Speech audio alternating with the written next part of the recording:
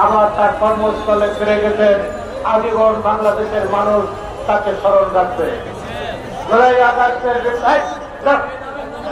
জুলাই আগস্টের বিপ্লবের পরে সেনাবাহিনীর যে ভূমিকা ছিল 5 তারিখে ওয়াকার সাহেবের ভূমিকার কারণে শেখ হাসিনা দেশ ত্যাগ করতে বাধ্য হয়েছে।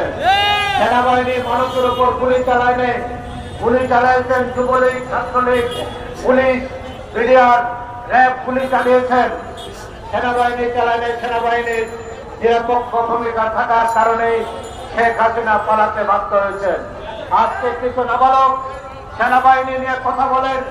সেনাবাহিনী, বাংলাদেশের সেনাবাহিনী হচ্ছে মুক্তিযুদ্ধের সেনাবাহিনী।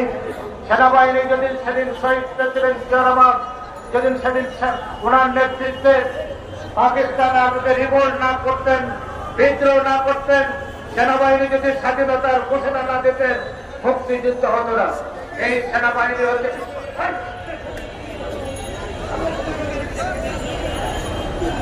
সেনাবাহিনী হচ্ছে মুক্তিযুদ্ধের সেনাবাহিনী। অতএব এই সেনাবাহিনীকে বিতর্কিত করে যারা দেশের স্বাধীনতা